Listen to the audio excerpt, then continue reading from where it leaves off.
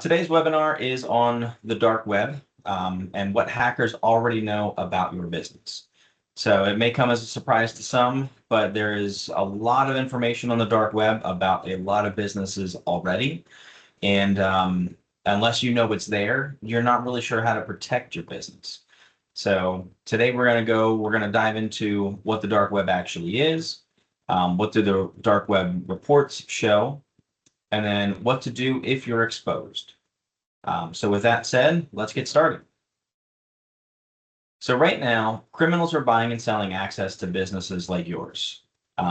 Usually by the time that you discover that there is a breach, your data has likely already been bought and sold multiple times. There are over 24 billion stolen credentials currently circulating on the dark web. The average time until a victim finds out is 15 months, so just over a year. And the cost to buy full network access is upwards of $10,000. So that means if there are credentials out there that would get a criminal full access to a network, they could potentially, the person with that information could potentially be selling it for up to $10,000. So today's briefing and what we're covering today. So number one is what the dark web actually is. So it's not just illegal content, it's an actual marketplace for your stolen business data. There's a lot of information, like it's pretty much treated like like it says, a marketplace, a store. If you're looking for certain things, you can buy it, and typically it's very cheap. Number two, what a dark web report actually shows. So it'll show exposed credentials, reused passwords, your domain mentions, and active listings. So, if you see like any of your credentials, your email information, any of your reused passwords, it'll show all that. And then the domain mentions just means how frequently is your domain being mentioned on the dark web? Like is it a hot topic for some reason? Are you a business that maybe has a lot for the criminals to gain from, so you're mentioned a lot? And then active listings. So this will actually tell you everything of yours that's on the dark web for sale, and so you can react to mitigating the risk involved. And then number three is what to do if you're exposed. So there's three immediate actions that you can neutralize the threat before it becomes a breach. And towards the end of this webinar, I also have a real life example, very small business that was, the dark web would have been helpful if they would have been monitoring. So part one, so what the dark web actually is. So it's an active marketplace of your stolen credentials or your stolen data. So there's over 24 billion stolen credentials already actively circulating on the dark web right now. So there's plenty for these criminals to buy.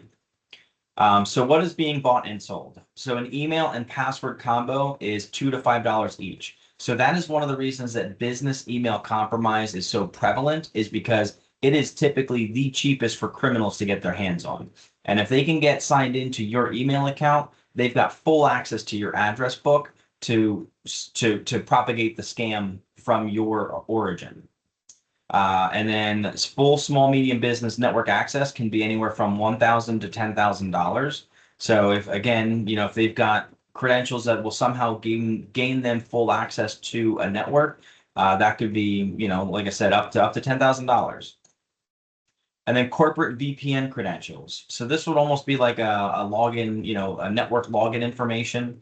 So if your credentials for your network account, your VPN account get leaked, that could be anywhere from $500 to $3,000. Now, again, this corporate VPN credentials or computer login credentials for the business, that could gain them full access to whatever that employee has access to.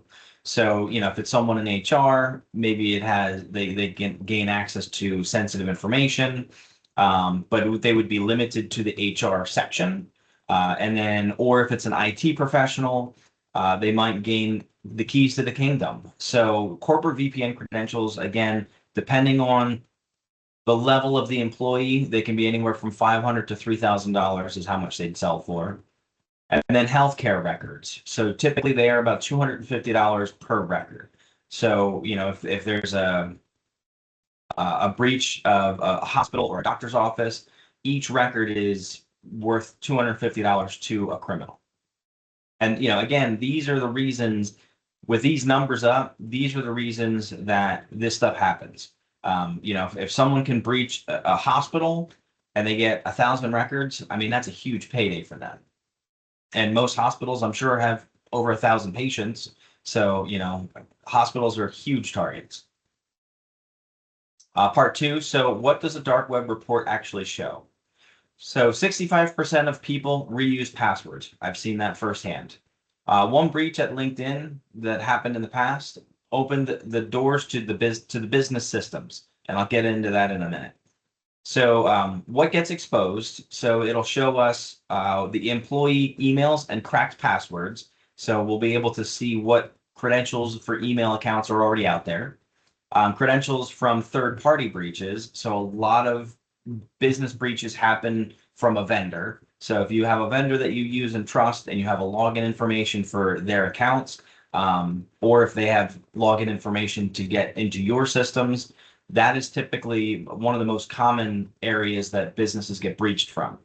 You can have your doors locked, but if your vendors are kind of lax on their security, it can still expose your business. So that's why it's important that third party and supply chain security is kind of the same all along. Business domain in criminal forums. So again, if your business email domain, your website domain is being mentioned on the forums on the dark web, it'll give us an idea of how popular your domain is. And obviously, if it's a more popular domain and people are talking, then that must mean that they've got some pretty critical information on your business. And then active listings selling access to your industry. So this will tell us what is currently out there that's for sale for your industry, for your business, and so that we can, whoever is doing the scan can mitigate that risk. And then it'll also show us the password reuse problem. So that's one of the common ones here. So in 2021, an employee's LinkedIn account was hacked. Now, a lot of people, a lot of professionals, they have LinkedIn accounts. The problem was this particular employee used the same password as their business email. So their LinkedIn account was compromised, and then the criminal then used that to the email and password to test login to the email account. And unfortunately, it worked. And they were able to compromise that email and the systems of that business just from a breached LinkedIn account. And then the average victim finds out about the breach about 15 minutes after it happens, or 15 months after it happens. So it happens, it takes a year to find out, oh no, my account's been breached, which is pretty unsettling. So part three. So what to do if you're exposed. So, say that you find out there's information about your business on the dark web, email accounts, login accounts, anything like that. So the immediate action that stops the bleeding is there's three things. So first, the businesses that survive aren't the ones with a clean scan. They're the ones who knew first. So every business is going to have some level of information on the dark web. It's happening so frequently now that almost every business has information on dark web, but you need to know before the accounts are compromised. So do these three things to stop the bleeding.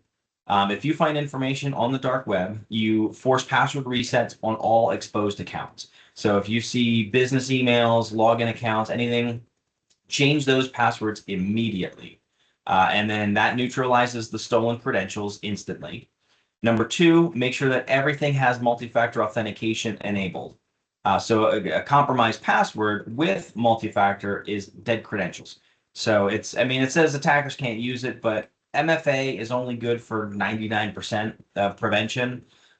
So there's still a degree of risk even with MFA enabled on the systems. Now, one thing to take note is if you're doing the text code, the SMS, that is still a very vulnerable method of multi-factor. So it's always recommended to use like a authenticator app, Google Authenticator, Microsoft Authenticator as your MFA source. over the SMS method. So then set up ongoing dark web monitoring. So now, you've reset your passwords, you've ensured multi-factors turned on. Now you've got to start monitoring this information going forward. So a one-time scan is like a smoke detector with no battery. Monitoring is the real alert system. So, those are the three steps that, are most critical. And once you do those three, it helps mitigate the risk of the information on the dark web. And then the reality check of it all is your business already on the dark web? So has any employee ever used a work email to sign up for a third-party service? A lot of people do. So, any websites, accounts, services that you've used a business email account for is a potential vulnerability right there.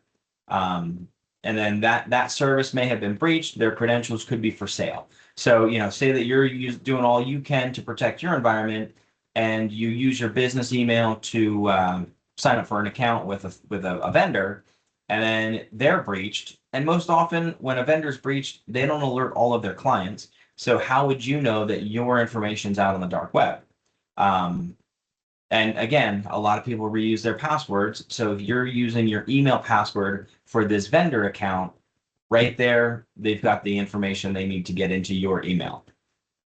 Do any employees reuse the same password across multiple accounts? Again, I think it was mentioned 65% or more of passwords are reused. So chances are any third-party vendor accounts, any email accounts, they likely are reusing passwords. And then, has your business domain ever appeared in a known data breach? If you don't know, you can't act on it. So if you don't know if your account is already out on the dark web, how are you supposed to know if you need to protect it harder or better? Change your password. And then, do you have ongoing dark web monitoring, not just a one-time scan? So kind of piggybacking off of that, I often say that like a vulnerability scan, a risk assessment, dark web monitoring, these are not one-time things. You can get a point-in-time snapshot of things and resolve whatever the problem is, but it's likely in several months or in a year, especially in a few years, that it's going to happen again. There's going to be more information out on the dark web.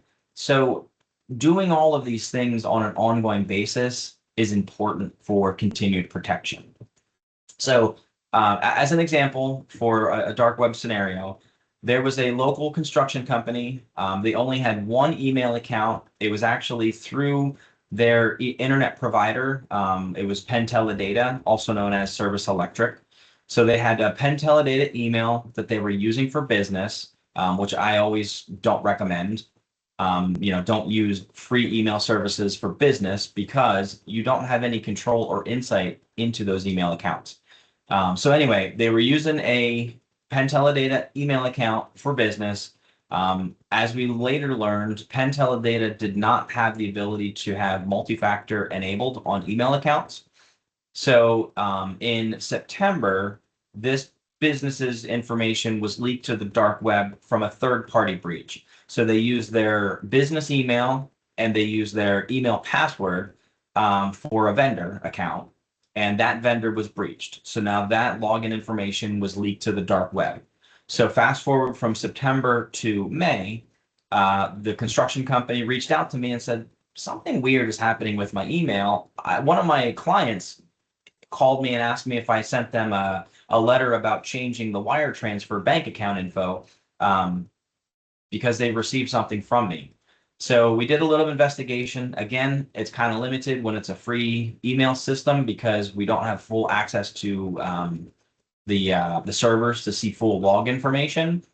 But that's when we found that somebody, again, we don't know what country, but somebody, in another country was logged into their email, monitoring it for months. And when there was a large wire transfer that a client was going to send to the construction company to start a project, that's when the criminal sent an email from the email account with a letterhead. I mean, it looked legitimate. And it said, we've got some updated wiring instructions. Our bank account changed. Here's the new information. So there was no reason to believe this wasn't legitimate. Luckily, the client called the construction company and said, "I got this. Is this legitimate? Just want to make sure." And that's when the construction company said, "No, our bank account has been the same for years. It has not changed." So that's when they were tipped off that something was wrong.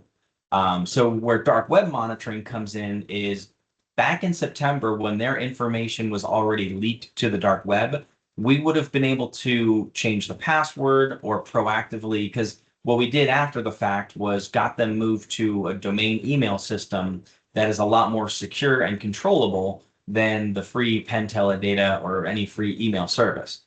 So, but if we had known, if they had dark web monitoring and we had known back in September that their information was leaked, we could have done this proactively. So that way it saved face from their clients, because this criminal reached out to all of their clients in the address book, and on different, from different angles. You know, like this one was the wire transfer, and some other clients they had emailed about some other things. So you know, it was an all-encompassing problem. Now, after we had set them up with some domain information, email accounts, and turned on multi-factor and all this other stuff, they had reused the same password on their new email account. And multi-factor, they were doing texting, so it wasn't overly secure. And what the criminal was able to do was then compromise their domain email. And then at that point, we had to fix that situation, enable some further securities, and just make recommendations. They didn't want to sign up for any kind of ongoing management with us, but we made recommendations and kind of sent them on their way. So it's very important. Dark web monitoring can really give you some information on what's happening with your business, and it helps you know what's out there already, so you can better protect those accounts. So what does B&R Computers offer? So we do business risk review calls. We try to uncover as many gaps as we can. There's a list of questions we go over, just to kind of see, are things configured in a certain way? Do you know for sure? And then, if you're using an IT provider, at the end of the call, we will provide a summary of everything that we've discussed. And if there are certain gaps or things that are unknown, if you have an IT provider already, you can take that information back to them and have them help resolve any shortcomings that you may have, or just answer questions that you're not sure of. And these business risk review calls, they're free. We're just out here trying to make sure that businesses are safe and secure. So, stop guessing where you stand and start knowing. So we'll find every gap before attackers do. So whether you've got some dark web exposure, multi-factor authentication gaps, patching, endpoint detection and response, backups, and more. So we discuss all these topics on this call. It's 30 minutes, so it's not long. And then that way you can know where you stand. So if you're interested, businessrisk.bnrcomputers.com is the website to visit and sign up for your business risk review call. And we'll be able to help you out. So that is all that I have. I hope that you guys found this informative, and you can take something away from it. Now go out there and find out what's on the dark web for your business. Thank you for your time.